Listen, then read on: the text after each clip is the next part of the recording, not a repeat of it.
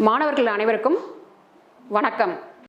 இன்னைக்கு நாம் 6ஆம் வகுப்பு அறிவியலில் இருக்கிற பயிற்சித்தாள் 4 பக்கம் 13 இருக்கிற தாவர உலகத்தை பற்றி இன்னைக்கு நம்ம பார்க்கலாமா? சரி, உங்கள் வீட்டு பக்கத்தில் இருக்கிற தாவரங்களுடைய பெயர்லாம் சொல்லுங்க பார்க்கலாம். வாழை மரம், தென்னை மரம், ரோஜா செடி, செம்பருத்தி, புங்க மரம், அப்புறம் வேற என்ன மரம்லாம் இருக்குது உங்கள் வீட்டு பக்கத்தில்? வேப்ப மரம், அப்புறம் புளிய மரம். ஸோ இந்த மரங்கள்லாம் நீங்கள் உங்கள் வீட்டு பக்கத்தில் நீங்கள் பார்க்குறீங்களா? ஸோ இந்த தாவரத்தை பற்றி தான் நம்ம இன்றைக்கி தெரிஞ்சுக்க போகிறோம். தெரிஞ்சுக்கலாமா? வாங்க. தாவரங்கள் நமக்கு அன்றாட வாழ்க்கையில் நிறைய பார்த்திங்கன்னா பயன்படுகிறது. ஏன் அப்படின்னு பார்த்தீங்கன்னா, தாவரங்கள் தங்களுக்கு தேவையான உணவை தானே தயாரித்து கொள்ள முடியும். நம்மளால் தயாரிக்க முடியுமா? முடியாது. ஏன்னா தாவரங்களில் மட்டும்தான் உணவை தயாரிக்க முடியும். ஸோ தாவரங்கள் பார்த்திங்கன்னா மனிதர்களுக்கும் விலங்குகளுக்கும் உணவாக பயன்படுகிறது. அது மட்டும் இல்லாமல் மருந்தாகவும் பயன்படுகிறது. ஸோ அத்தகைய தாவரம் பார்த்திங்கன்னா என்னென்ன பண்புகள் இருக்குது அப்படின்னு சொல்லிட்டு பார்ப்போம். நமது உடலில் என்னென்ன மாதிரி உறுப்புகள்லாம் இருக்கோ சொல்லுங்க பார்க்கலாம். கண், காது, மூக்கு, வாய், கை, கால். ஸோ அதே மாதிரி தாவரங்களுக்கும் பாகங்கள்லாம் இருக்குது. என்னென்ன பாகங்கள் சொல்லிட்டு பார்க்கலாமா? வேர், தண்டு, இலை, மலர், கனி. ஸோ இதெல்லாம் தாவரத்தினுடைய பாகங்கள். சரி, இப்போ பார்த்தீங்கன்னா வேர் நம்ம பார்த்துருக்குமா? பார்த்துருக்கீங்க. வேர் எங்கே இருக்குது? தரையினுடைய அடிப்பகுதியில். தண்டு எங்கே இருக்குது?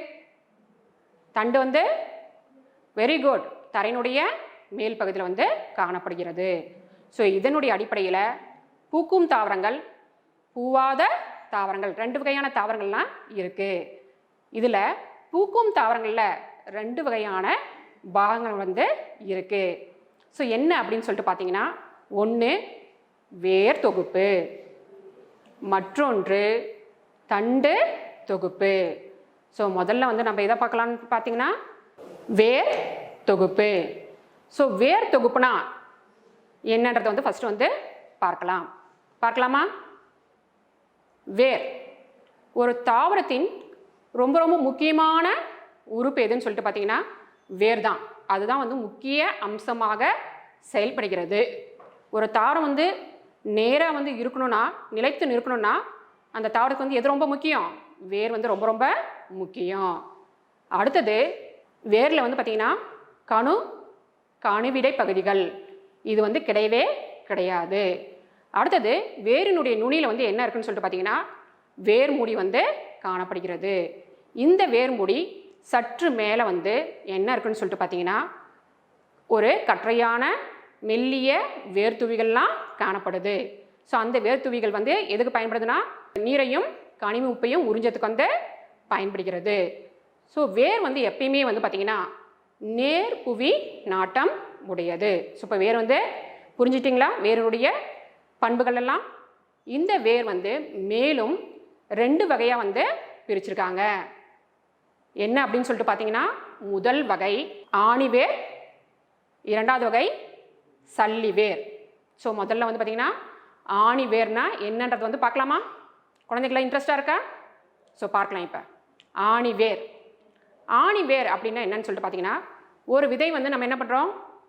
நிலத்தில் போடுறோம். போட்ட உடனே அதுலேருந்து முளைவேர் முதல்ல வருது. அந்த முளைவேர் தொடர்ந்து வளர்ந்து என்னவோ மாறும்னு சொல்லிட்டு பார்த்தீங்கன்னா ஆணிவேராக மாறும். இந்த ஆணிவேர் தொடர்ந்து வளர்ந்து என்னவோ மாறுதுன்னு சொல்லிட்டு பார்த்தீங்கன்னா முதல்நிலை வேராக மாறுகிறது. இந்த முதல்நிலை வேர் மறுபடியும் என்னவா மாறும்னு சொல்லிட்டு பார்த்தீங்கன்னா துணை வேர்களான 2ஆம் நிலை வேர்களையும் 3ஆம் நிலை வேர்களையும் உருவாக்குது. ஸோ இந்த ஆணிவேர் எந்த வகையான தாவரத்தெல்லாம் இருக்குன்னு சொல்லிட்டு பார்த்தீங்கன்னா எந்த வகையான தாவரத்தெல்லாம் இருக்குன்னு நினைக்கிறீங்க? சொல்லுங்க பார்க்கலாம். நீங்கள் ஆணிவேர் எந்தெந்த தாவரத்தெல்லாம் பார்த்துருக்கீங்க? புளிய மரம், வெரி குட். அரச மரம், அப்புறம் நிலக்கடலை, அதுக்கப்புறம் கொய்யா மரம், மாதுளை மரம், இந்த மாதிரி மரத்துலலாம் என்ன வேர் இருக்குது? ஆணி வேர் வந்து இருக்குது. ஸோ அடுத்தது வந்து நம்ம என்ன பார்க்கலான்னு பார்த்தீங்கன்னா சல்லி வேர். சல்லி வேர் இந்த தாவரத்தில் வந்து பார்த்திங்கன்னா முளை வேர் முதல்நிலை வேராக வந்த உடனே என்ன ஆகும்னு பார்த்தீங்கன்னா சிறிது காலத்தில் வந்து அழிந்து விடும். அதுக்கப்புறம் அந்த தண்டினுடைய அடிப்பாகம் இருக்கு இல்லையா, அந்த அடிப்பாகத்தில் இருக்கிற கணுவிலிருந்து ஏராளமான வேர்கள்லாம் வந்து பார்த்திங்கன்னா கொத்து கொத்தா வரும். அந்த வேருக்கு என்ன பேருன்னு பார்த்தீங்கன்னா சல்லி வேர்னு பேர். இந்த சல்லி வேர் எதில் இருக்குன்னு சொல்லிட்டு பார்த்தீங்கன்னா ஒருவித்திலை தாவரங்களில் தான் பெரும்பாலும் இருக்கும். ஸோ ஒருவித்திலை தாவரம்னா அதுக்கு எடுத்துக்காட்டு என்னன்னு சொல்லுங்க பார்க்கலாம். கோதுமை, நெல், கம்பு, சோளம், இதெல்லாம் என்ன வகையான தாவரங்கள்? ஒருவித்திலை தாவரங்கள். ஸோ இந்த ஒருவித்திலை தாவரத்தில் என்ன வகையான வேர் இருக்கும்? சல்லி வேர் வந்து இருக்கும். இப்போ ஆணி வேர்னா என்னன்னு தெரிஞ்சுக்கிட்டோம், சல்லி வேர்னா என்னன்னு தெரிஞ்சுக்கிட்டோம். இப்போ வேரினுடைய பணிகள் என்ன அப்படின்னு சொல்லிட்டு பார்க்கலாமா? வாங்க. வேர் ஒரு தாவரத்தை வந்து மண்ணில் வந்து நிலைத்து நிற்கிறதுக்கு எது வேணும்னு சொல்லிட்டு பார்த்தீங்கன்னா வேர் வந்து வேண்டும். அடுத்தது நாம் வந்து தாவரத்துக்கு வந்து தண்ணி உரமெல்லாம் போடுறோம். அந்த உரத்தையும் நீரையும் உறிஞ்சிற பணியை வந்து எது செய்யுதுன்னு சொல்லிட்டு பார்த்தீங்கன்னா வேர் தான் வந்து செய்யுது. அது மட்டும் இல்லாமல் சில தாவரங்கள் உணவை வேர்களில் வந்து சேமித்து வைக்கிறது. இலைகள் தான் உணவு வந்து தயாரிக்குது, ஆனால் அதிகப்படியான உணவை எங்கே வந்து சேமிக்குதுன்னு சொல்லிட்டு பார்த்தீங்கன்னா தாவரங்களுடைய வேர் பகுதி வந்து மாற்று அடைந்து உணவை வந்து சேமிப்பதால் வேர் வந்து எப்படி காணப்படுகிறது? பருத்து காணப்படுகிறது. ஸோ அதுக்கான எக்ஸாம்பிள் என்னன்னு சொல்லிட்டு பார்த்தீங்கன்னா கேரட், பீட்ரூட், முள்ளங்கி, இதெல்லாம் என்ன வகையான தாவரங்கள்? ஆணி வேர் கொண்ட தாவரங்கள், இருவித்திலை தாவரங்கள். இதெல்லாம் வந்து உணவை சேமிப்பதால் இது வந்து எப்படி காணப்படுகிறது? பருத்து காணப்படுகிறது. அதுக்கப்புறம் வேரினுடைய மிக முக்கிய பணியும் இன்னொன்று இருக்குது, மண் அரிப்பை வந்து தடுக்குது. இப்போ மண் அரிப்புனா என்னன்னு சொல்லிட்டு பார்த்தீங்கன்னா மழை வரும்போது மேலே வந்து இருக்கிற மண் வந்து வளமான மண்ணாக இருக்கும், அடியில் இருக்கிற மண் வந்து சற்று வளம் குறைந்ததாக இருக்கும். மழை பெய்யும் போது என்ன ஆகும்னு சொல்லிட்டு பார்த்தீங்கன்னா மேலே இருக்கிற மண் வந்து பார்த்திங்கன்னா அடித்து செல்லப்படும். அப்படி அடித்து செல்லப்படும் போது வளமான மண்ணெல்லாம் வேறு இடத்துக்கு போயிடும். அந்த மாதிரி நேரத்தில் இந்த வேர்கள்லாம் வந்து என்ன பண்ணணும்னு பார்த்தீங்கன்னா வளமான மண்ணை வந்து பிடிச்சி வைக்கும். ஸோ அதனால் வந்து மண் அரிப்பை வந்து எது தடுக்குதுன்னு சொல்லிட்டு பார்த்தீங்கன்னா வேர்கள் வந்து தடுக்குது. ஸோ இப்போ புரிஞ்சுதுங்களா வேரினுடைய பணிகள்? மாணவர்களே, இப்போ வந்து பார்த்திங்கன்னா ஆணி வேர்னா சல்லி வேர்னா என்னன்னு சொல்லிட்டு நம்ம பார்த்தோம். ஆனால் எந்தெந்த தாவரத்துலலாம் ஆணி வேர் இருக்குது, எந்தெந்த தாவரத்துலலாம் சல்லி வேர் இருக்குதுன்னு சொல்லிட்டு உங்களுக்கு வந்து அவ்வளோ சீக்கிரம் வந்து உன்னால் சொல்ல முடியாது. அதுக்கான எளிமையாக என்னன்னு பார்த்தீங்கன்னா ஒரு 3 பண்புகளை வந்து நான் சொல்கிறேன். ஸோ அந்த பண்புகளை வந்து மனசில் வந்து வச்சுக்கோங்க.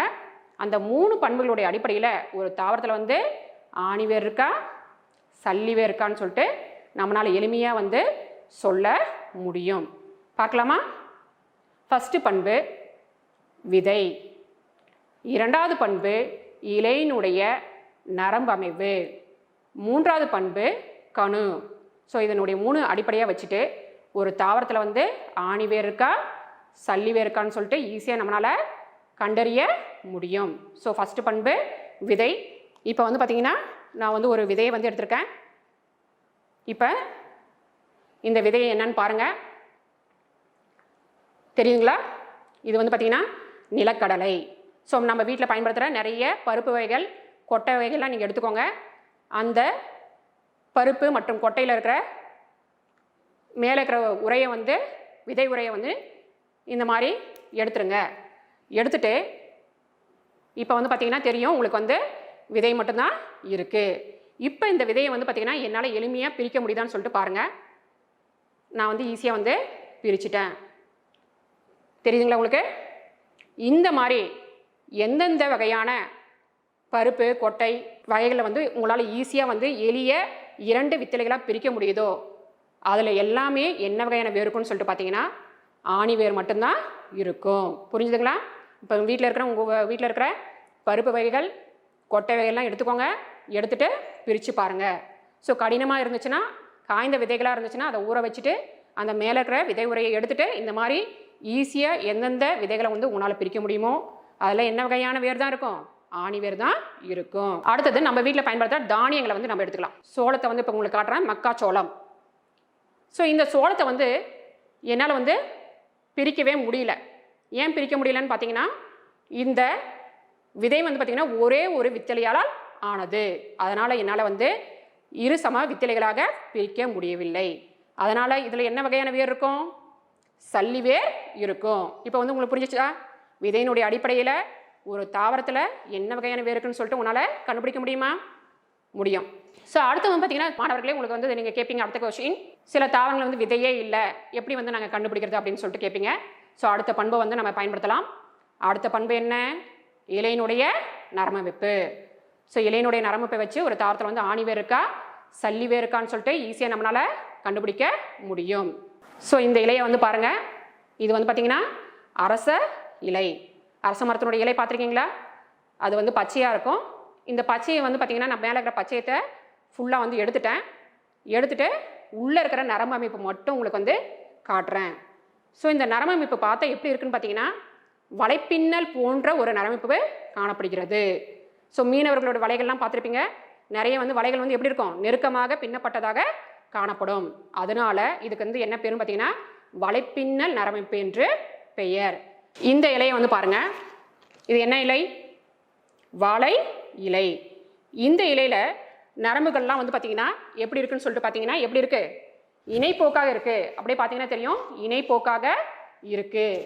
ஸோ அந்த இணைப்போக்காக இருந்துச்சுன்னா புல், சோளம், கரும்பு இந்த இலைகள்லாம் பாருங்க, அந்த இலைகள்லாம் வந்து பார்த்தீங்கன்னா நரம்புகள் எப்படி இருக்குன்னு சொல்லிட்டு பார்த்தீங்கன்னா இணைப்போக்காக இருக்கும். அதனால இது வந்து இதுக்கு என்ன பேருன்னு சொல்லிட்டு பார்த்தீங்கன்னா இணைப்போக்கு நரம்பமைப்பு என்று பெயர். ஸோ இந்த தாவரத்தில் என்ன வகையான வேர் இருக்குன்னு சொல்லிட்டு பார்த்தீங்கன்னா சல்லி வேர் இருக்கும். இப்போ புரிஞ்சுதா? இலையினுடைய அடிப்படையில் வலைப்பின்னல் நரம்பமைப்பு இருந்துச்சுன்னா அதில் வந்து ஆணி வேர், இணைப்போக்கு நரம்பமைப்பு இருந்துச்சுன்னா அதில் வந்து சல்லி வேர் வந்து இருக்கும்.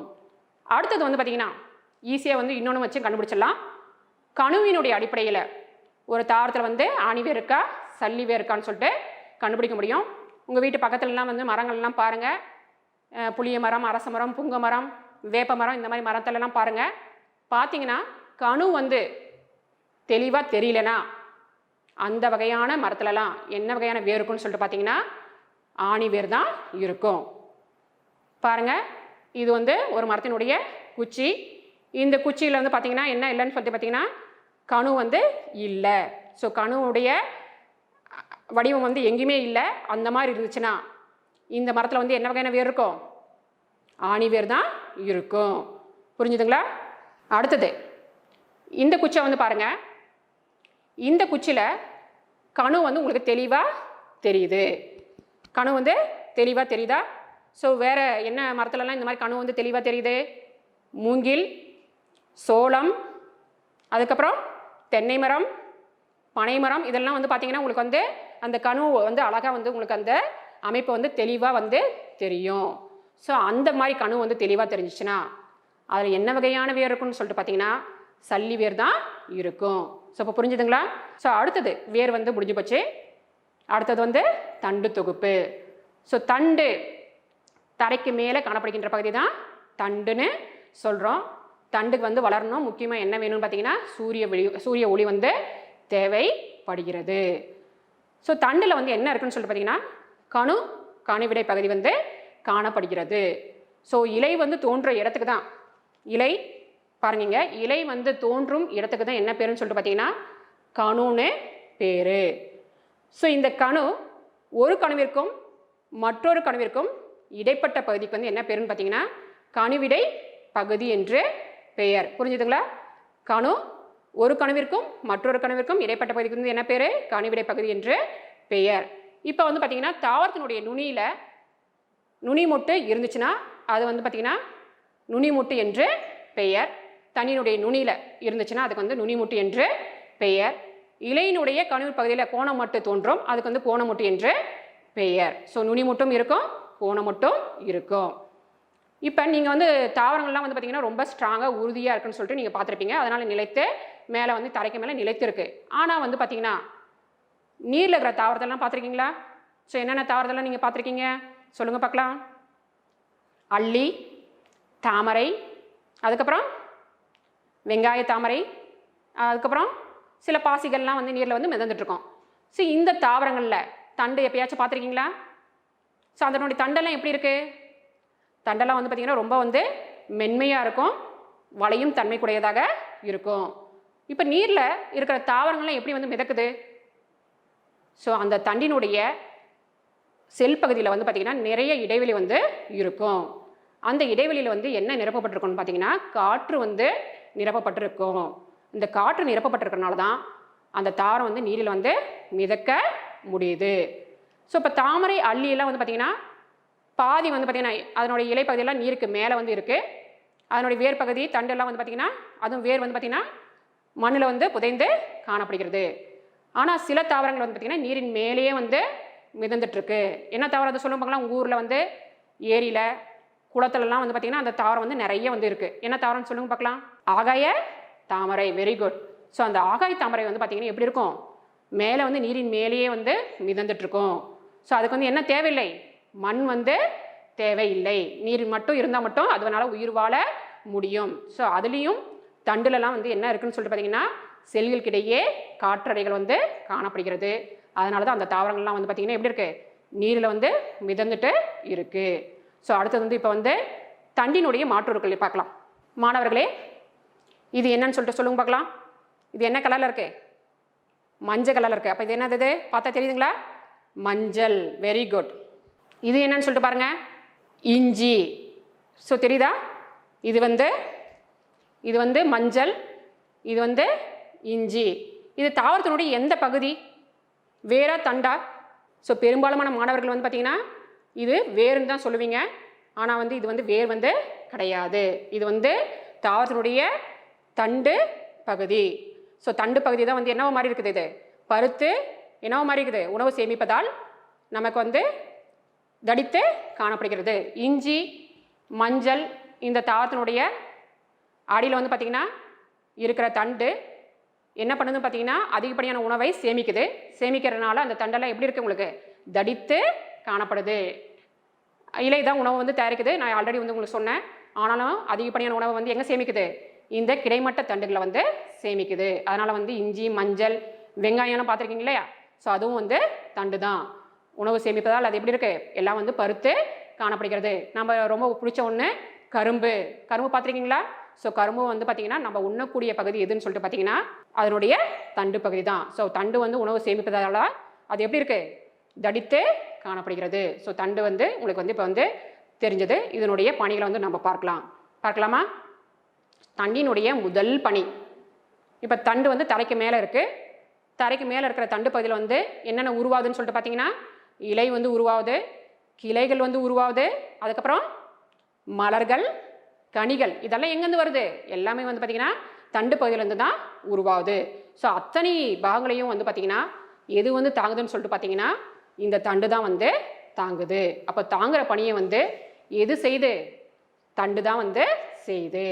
ஸோ அடுத்தது இரண்டாவது பணி என்னன்னு சொல்லிட்டு பார்த்தீங்கன்னா இரண்டாவது பணி இலை வந்து பார்த்திங்கன்னா என்ன பண்ணுது? உணவு வந்து தயாரிக்குது. ஆனால் இலையில் தயாரிக்கிற உணவு தாவரத்தினுடைய மற்ற பகுதிகளுக்கெல்லாம் என்ன பண்ணணும்? போகணும். அது எதன் வழியாக போகும்னு பார்த்தீங்கன்னா இந்த தண்டின் வழியாக தான் மற்ற பாகங்களுக்கு எல்லாமே வந்து கடத்தப்படும். அடுத்தது மூன்றாவது பணி, வேர் வந்து உறிஞ்சுற நீரையும் கனிம உப்புகளையும் அதே மாதிரி எல்லா பாகங்களுக்கும் எதன் வழியாக கடத்தப்படுதுன்னு பார்த்தீங்கன்னா இந்த தண்டின் வழியாக தான் கடத்தப்படுகிறது. மூன்றாவது வந்து பார்த்திங்கன்னா சேமிப்பு பணி. ஆல்ரெடி நான் வந்து உங்களுக்கு சொன்னேன், கரும்பு, மஞ்சள், இஞ்சி இந்த தாவரத்திலலாம் வந்து உணவு வந்து சேமிக்குது. ஸோ இந்த பணிகளெல்லாம் தண்டு வந்து செய்யுது. ஸோ அடுத்தது வந்து நம்ம பார்க்கறது இலை. இலை வந்து எப்படி இருக்கு? நல்லா வந்து ஒரு தட்டையான ஒரு பரப்பு தண்டினுடைய கணு பகுதியிலிருந்து தோன்றுகிறது. ஸோ அதுக்கு என்ன பேருனா இலைன்னு பேர். இலையும் பாருங்க, இலை, இந்த இலை வந்து பார்த்திங்கன்னா தண்டோடு இணைக்கிற இடத்துல வந்து பார்த்திங்கன்னா ஒரு காம்பு பகுதி இருக்கும். இதுக்கு வந்து என்ன பேருன்னு பார்த்தீங்கன்னா இலை காம்பு என்று பெயர். புரிஞ்சுதுங்களா? இலையையும் தண்டையும் இணைக்கும் ஒரு சிறிய பகுதி இருக்குது. அதுக்கு வந்து என்ன பேருன்னு பார்த்தீங்கன்னா ஒரு காம்பு மாதிரி ஒன்று இருக்குது. அதுக்கு வந்து இலைக்காம்பு என்று பெயர். அடுத்தது இலையில் என்ன இருக்குன்னு சொல்லிங்கன்னா மையத்தில் வந்து பார்த்தீங்கன்னா மைய நரம்பு வந்து இருக்கும். மைய நரம்பு பக்கத்துலலாம் என்ன இருக்குன்னு பார்த்தீங்கன்னா கிளை நரம்புகள் இருக்கும். ஸோ கிளை நரம்புகள் அப்படி நிறைய வந்து இருக்கும். ஒரு விதத்தில் தவறமாக இருந்தால் ஒரு போக்கு நரம்பிப்பாக இருக்கும். இருவித்தலை தவறமாக இருந்துச்சுன்னா அது வந்து நிறைய வந்து பார்த்தீங்கன்னா வலைப்பின்னல் போன்று இருக்கும். அப்புறம் இலையினுடைய அடியில் என்ன இருக்குன்னு சொல்லிட்டு பார்த்தீங்கன்னா நிறைய வந்து எண்ணற்ற குட்டி குட்டிஸாக நிறைய வந்து துளைகள்லாம் இருக்கும். அந்த துளைகளுக்கெல்லாம் என்ன பேருன்னு சொல்லிட்டு பார்த்தீங்கன்னா இலை துளைகள் என்று பெயர். ஸோ அதுக்கப்புறம் வந்து பார்த்திங்கன்னா இலை வந்து எப்பயுமே வந்து எப்படி இருக்குன்னு பார்த்தீங்கன்னா பச்சை கலரில் இருக்கும். எப்படி நமக்கு வந்து ரத்தம் வந்து சிவப்பு கலரில் இருக்கோ அதே மாதிரி இலையினுடைய நிறம் வந்து பார்த்திங்கன்னா பச்சை. அந்த பச்சை கலரில் இருக்கிறதுக்கு முக்கியமான காரணம் வந்து பார்த்திங்கன்னா இலையில் இருக்கிற பச்சையம் அப்படின்ற நிரம்பி. புரிஞ்சுதுங்களா? ஸோ இதுதான் வந்து இலையினுடைய அமைப்பு. அடுத்தது வந்து தாவரத்தினுடைய முக்கியமான உறுப்பு என்ன உறுப்பு? மலர். ஸோ மலரை பற்றி இப்போ நம்ம தெரிஞ்சுக்கலாம். ஸோ மலர் அப்படின்னா வந்து பார்த்திங்கன்னா தண்டினுடைய ஒரு மாற்றூறு தான், மாற்றி அமைக்கப்பட்ட ஒரு அமைப்பு தான் மலர்னு சொல்கிறோம். இப்போ மலர் எதுக்காக பயன்படுகிறது?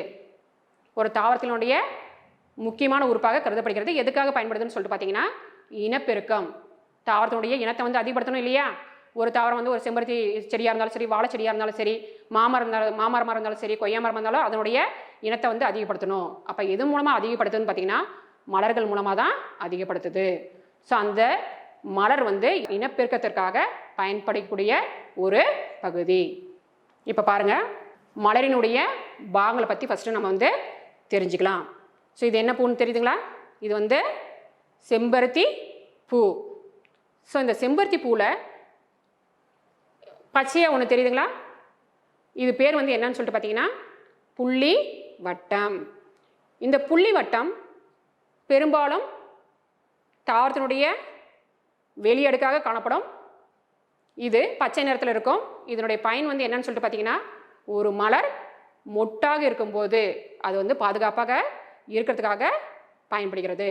அடுத்தது வந்து பார்த்தீங்கன்னா நிறைய வந்து எப்படி இருக்குது, இதழ்கள் இருக்குது, வண்ணம் நிறைய வந்து வண்ண நிறம் சிவப்பு நிறத்தில் வந்து காணப்படுகிறது. ஒவ்வொரு மலர்லையும் இதனுடைய நிறம் வந்து என்ன எப்படி இருக்கும், மாறி இருக்கும். இந்த மாதிரி இருக்கிற வண்ண பகுதிக்கு வந்து என்ன பேருன்னு பார்த்தீங்கன்னா அள்ளி வட்டம் என்று பெயர். ஸோ அடுத்தது வந்து மூன்றாவது வட்டம் என்ன அப்படின்னு சொல்லிட்டு பார்த்தீங்கன்னா மகரந்தம், மகரந்தாள் வட்டம். தெரியுதுங்களா? இந்த மஞ்சள் கலரில் இருக்குது, சின்ன சின்னசாக இருக்குது. இந்த மஞ்சள் கலரில் இருக்கிறது தான் மகரந்தத்தாள் வட்டம். நீங்கள் உங்கள் வீட்டில் இருக்கிற நிறைய மலர்களை எடுத்துக்கிட்டு இதெல்லாம் நீங்கள் வந்து பார்க்கலாம், மலரினுடைய பாகங்களெல்லாம். ஸோ இந்த மகரந்தாள் வட்டம் ஒரு மலரினுடைய ஆண்பாகம். புரிஞ்சுதுங்களா? ஒரு மலரினுடைய ஆண்பாகம் எதுன்னு கேட்டிங்கன்னா மகரந்தாள் வட்டம். அடுத்தது மேலே வந்து பார்த்திங்கன்னா ரெட் கலரில் வந்து இருக்குது. அதுக்குள்ளே வந்து பார்த்திங்கன்னா இது மேலே இருக்கிறது வந்து சூழ்முடி, உள்ளே வந்து சூழ் தண்டு, உள்ளே வந்து சூர்பையெல்லாம் இருக்கும். இது வந்து மலரினுடைய பெண் பாகம், சூலக வட்டம் என்று பெயர். இப்போ மலரில் வந்து மொத்தம் 4 பாகங்கள் இருக்குது. புள்ளி வட்டம், அள்ளி வட்டம், மகரந்தாள் வட்டம், சூலக வட்டம். மாணவர்களே புரிஞ்சுதா? ஸோ இப்போ நீங்கள் எந்த மலர் கொடுத்தாலும் அந்த மலரில் வந்து நீங்கள் என்ன பண்ணலாம், இந்த மலரினுடைய பாகங்கள்லாம் வந்து பார்க்க முடியும். ஸோ ஒரு சில தாவரங்கள் வந்து ஆண் மலராக இருக்கும். ஸோ அதில் வந்து பார்த்திங்கன்னா மகரந்தாள் மட்டும்தான் இருக்கும், சூலகம் வந்து இருக்காது. அதை மட்டும் நீங்கள் பார்த்துக்கோங்க. ஸோ அடுத்தது வந்து பார்த்திங்கன்னா மலர் எப்படி வந்து பார்த்திங்கன்னா கனியை உருவாக்குதுன்னு சொல்லிட்டு பார்த்திங்கன்னா மகரந்த சேர்க்கை, கருவுறுதல், இது 2 முறையும் மலரில் வந்து நடைபெற்று எதை உருவாக்குதுன்னு பார்த்தீங்கன்னா கனியை வந்து உருவாக்குது. அப்போ கனி வந்து எங்கேருந்து உருவாது? மலர்லேருந்து தான் உருவாகுது. ஸோ மலர் வந்து என்ன உருவாக்குது? கனியை வந்து உருவாக்குது. கனி வந்து என்னவோ மாறுது? விதையாக மாறுது. ஆனால் இந்த செம்பருத்தியில் வந்து பார்த்திங்கன்னா என்ன உருவாகாது? இது நான் எக்ஸாம்பிளுக்காக தான் எடுத்திருக்கேன். இதில் வந்து விதை வந்து உருவாகாது. இந்த தாவரம் அதனுடைய இனத்தை வந்து அதனுடைய தண்டுகள் மூலமாக இனப்பெருக்கம் செய்யும். ஸோ மற்ற தாவரங்கள்லாம் நீங்கள் வந்து பார்த்திங்கன்னா புளிய மரம், மாமரம், இந்த மரத்துலலாம் வந்து பூவை வந்து பார்த்திங்கன்னா மகரந்த சேர்க்கை கருவுதல் நடைபெற்று கனியையும் விதையும் வந்து உருவாக்கும். ஸோ மலருடைய அமைப்பை வந்து தெரிஞ்சுக்கிட்டீங்களா? ஸோ இப்போ அடுத்தது 3வதாக நீங்கள் என்ன பார்க்க போகிறீங்கன்னு பார்த்தீங்கன்னா தாவரத்தினுடைய தகவமைப்புகள். அதாவது சில தாவரங்கள் அதனுடைய வாழிடம் மற்றும் அதனுடைய சூழ்நிலைக்கு ஏற்றவாறு சில சிறப்பு அம்சங்களை வந்து பெற்றிருக்கும். அந்த சிறப்பு அம்சங்களுக்கு வந்து என்ன பேருன்னு பார்த்தீங்கன்னா தகவமைப்பு என்று பெயர். நிறைய தகவமைப்புகள் வந்து தாவரத்தில் வந்து இருக்குது. ஆனால் இன்றைக்கி நம்ம வந்து 3 தகவமைப்புகளை மட்டும் பார்க்கலாம். என்ன அப்படின்னு சொல்லிட்டு பார்த்தீங்கன்னா பற்று கம்பி, 2வது பின்னு கொடி. மூணாவது முட்கள்.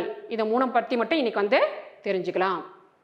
பற்று கம்பி அல்லது அதுக்கு வந்து இன்னொரு பேர் வந்து பார்த்திங்கன்னா ஏறு கொடி அப்படின்னு சொல்லிட்டு பேர். இப்போ சில தாவரங்களுடைய தண்டெல்லாம் வந்து எப்படி இருக்குன்னு சொல்லிட்டு பார்த்தீங்கன்னா ரொம்ப வந்து நலிந்து அப்படியே வந்து மெலிந்து காணப்படும். அந்த தாவரங்களால் நிற்கவே முடியாது. ஸோ அந்த மாதிரி தாவரங்கள் வந்து பார்த்திங்கன்னா என்ன பண்ணும் பார்த்தீங்கன்னா ஏதாச்சும் ஒரு பற்று கம்பியை வந்து உருவாக்கும். அந்த பற்று கம்பி பார்த்தீங்கன்னா உங்களுக்கு நிறைய தாவரங்கள்லாம் நீங்கள் பார்த்துருப்பீங்க. அந்த பற்று கம்பி வந்து எப்படி இருக்குன்னு சொல்லிட்டு பார்த்தீங்கன்னா ஸ்ப்ரிங் மாதிரி இருக்கும். அந்த ஸ்ப்ரிங் மாதிரி இருக்கிற பகுதி வந்து என்ன பண்ணும், ஆதாரத்தை வந்து என்ன பண்ணும், நல்லா வந்து கெட்டியாக வந்து பிடிச்சிக்கிட்டு என்ன பண்ணும், அந்த தாவரத்தை வந்து அப்படியே மேலே வந்து சூழ்ந்து அப்படியே வந்து ஏறி போயிடும். இல்லைனா வந்து ஏதாச்சும் குச்சி இல்லை வந்து கயிறு கட்டியிருந்தோம்னா அது மேலே சுற்றி சுற்றி ஏறிடும்.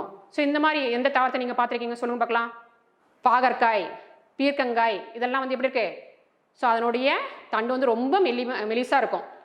ஸோ அதனுடைய தண்டினுடைய பற்று கம்பி வந்து என்ன பண்ணிக்கும், ஆதாரத்தை சுற்றி தாவரம் வந்து என்ன பண்ண மேலே ஏறிட்டே இருக்கும். அடுத்தது வந்து என்ன பார்க்கலாம், பின்னு கொடி. பேர்லேயே வந்து இருக்கு.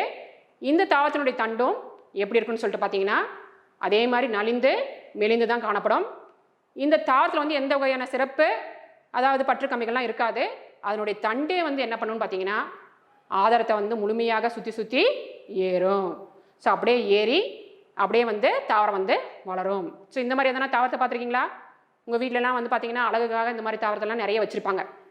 ஸோ மூணாவது பண்பு முட்கள்.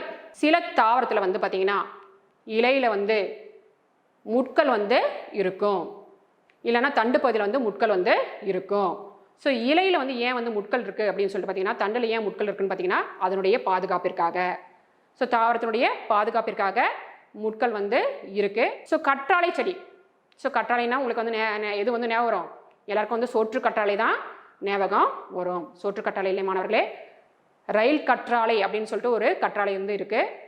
வேலிக்காக என்ன பண்ணுவாங்க பார்த்தீங்கன்னா தோட்டத்திலலாம் வந்து சுற்றியும் வந்து வளர்த்துவாங்க. இல்லைனா வந்து பார்த்திங்கன்னா வறண்ட பகுதியிலலாம் வந்து பார்த்திங்கன்னா இந்த ரயில் கற்றாழை வந்து இருக்கும். இந்த கற்றாழையில் வந்து பார்த்திங்கன்னா அதனுடைய விளிம்பு பகுதியிலலாம் பார்த்திங்கன்னா அதனுடைய நுனி பகுதியெல்லாம் கூர்மையான அப்படியே வந்து முள் மாதிரி இருக்கும். ஸோ அதனுடைய முள் வந்து எதுக்கு, பாதுகாப்பிற்காக அவ்வாறு மாறி இருக்கும். அடுத்தது வந்து பார்த்திங்கன்னா சப்பாத்தி கள்ளி. ஸோ நீங்கள் அதை வந்து பார்த்துருப்பீங்க. அதுவும் வந்து வறண்ட பகுதியில் தான் இருக்கும். இங்கே அந்த தாவரத்தினுடைய இலை வந்து என்னவோ மாறி இருக்குன்னு சொல்லிட்டு பார்த்தீங்கன்னா முள்ளாக மாறி இருக்கு. என்னவோ மாறி இருக்கு, முள்ளாக மாறி இருக்கு. ஸோ அடுத்தது வந்து காகிதப்பூ. நீங்கள் பார்த்துருப்பீங்க. காகிதப்பூ பார்த்துருக்கீங்களா? ஸோ அது ரோஸ் கலரில் பூ பூக்கும், மஞ்சள் கலரில் வெள்ளை கலர்லாம் பூ பூக்கும். அதுக்கப்புறம் வந்து உங்கள் வீட்டிலலாம் எலுமிச்சை மரம், அதுக்கப்புறம் என்ன மரம் பார்த்துருப்பீங்க, ஆரஞ்சு மரம். இந்த மரம்லாம் பார்த்தீங்கன்னா அதனுடைய தண்டு பகுதியெல்லாம் வந்து பார்த்திங்கன்னா நிறைய வந்து முட்கள் வந்து இருக்கும், கூர்மையாக இருக்கும். அப்படியே கை வச்சிங்கன்னா அப்படியே குத்திடும். ஸோ அந்த முள் வந்து பார்த்திங்கன்னா தண்டினுடைய மாற்றுருவாக என்ன இருக்கும், முள்ளாக வெளிவந்திருக்கும். அதுவும் அந்த தாவரத்தினுடைய பாதுகாப்பிற்காக அந்த மாதிரி மாற்றுரு அடைந்திருக்கும். ஸோ இது வரைக்கும் வந்து பார்த்திங்கன்னா தாவர உலகத்தை பற்றி நம்ம வந்து தெரிஞ்சுக்கிட்டோம். இந்த பயிற்சி தாளில் இருக்கிற வினாக்குரிய விடைகள் எல்லாம் எழுதி உங்கள் ஆசிரியர்கிட்ட வந்து காட்டுங்க. சரியா? நன்றி.